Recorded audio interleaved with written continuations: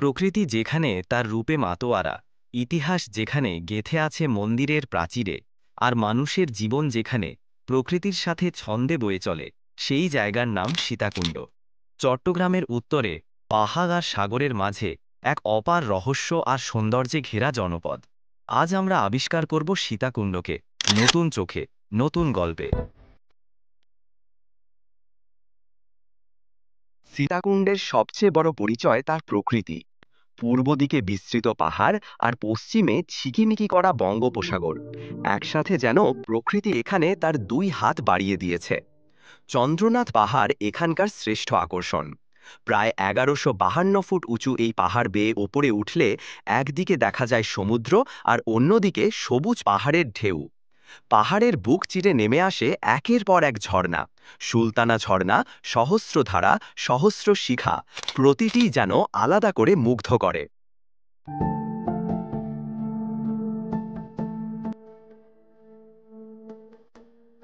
চন্দ্রনাথ পাহাড়ের চূড়ায় অবস্থিত চন্দ্রনাথ মন্দির বাংলাদেশের অন্যতম প্রাচীন হিন্দু তীর্থস্থান। মহাশিবরাত্রি উপলক্ষে প্রতি বছর হাজার হাজার ভক্ত এখানকার পাথুরে পথ বেয়ে ওপরে উঠে আসেন। তাদের বিশ্বাসে এই পাহাড়ে পা রাখলেই পুণ্য অর্জন হয়। শুধু ধর্ম নয়, এটি আমাদের প্রাচীন স্থাপত্য ও ইতিহাসেরও জীবন্ত নিদর্শন। সীতাকুণ্ডের উপকূল এলাকা অনেকটাই অন্যরকম। এখানে নেই কক্সবাজারের মতো পর্যটকের ভিড়, কিন্তু আছে প্রশান্ত এক নির্জনতা। খোলা আকাশ, দিগন্ত বিস্তৃত সমুদ্র আর নীরব বালুকা বেলা। এখানে দাঁড়িয়ে সূর্যাস্ত দেখা মানে সময়কে থামিয়ে রাখা। সমুদ্র তীরবর্তী বনাঞ্চলে দেখা মেলে বিভিন্ন প্রজাতির পাখি ও প্রাণীর। এ যেন প্রকৃতির এক লুকানো গোপন জগৎ।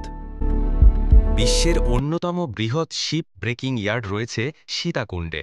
দূর দেশ থেকে আসা পরিত্যক্ত জাহাজগুলো এখানে ভেঙে ফেলা হয়, যেখানে কর্মসংস্থান হয় হাজার হাজার মানুষের। এই শিল্প সীতাকুণ্ডের অর্থনীতির মূল চালিকা শক্তি হলেও এর পরিবেশগত চ্যালেঞ্জ নিয়েও রয়েছে বিতর্ক। এখানে অর্থনীতি আর পরিবেশের মাঝে প্রতিনিয়ত চলে এক ভারসাম্যের লড়াই। ২০০১ সালে প্রতিষ্ঠিত সীতাকুণ্ড ইকোপার্ক ও বোটানিক্যাল গার্ডেন প্রকৃতিপ্রেমীদের জন্য যেন এক স্বর্গ। ১৩০০ একর জুড়ে বিস্তৃত এই এলাকা শত শত প্রজাতির উদ্ভিদ, পাখি আর বন্যপ্রাণীর আবাসস্থল। এটি শুধু দর্শনীয় স্থান নয়, একটি জীবন্ত পরিবেশ শিক্ষাকেন্দ্র, যেখানে মানুষ শেখে কিভাবে প্রকৃতিকে ভালোবাসা যায়।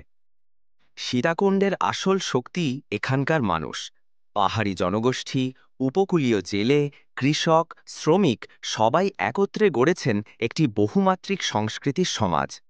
তাদের আচার আচরণ, গান, নাচ, খাবার আর হাসিতে দেখা যায় পাহাড় আর সাগরের সংমিশ্রণ।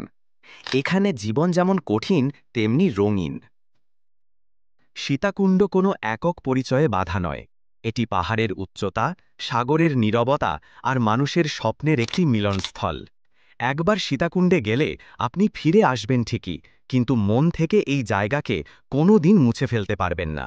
সীতাকুণ্ড বাংলার প্রকৃতি ও প্রাণের এক অনন্য উপাখ্যান।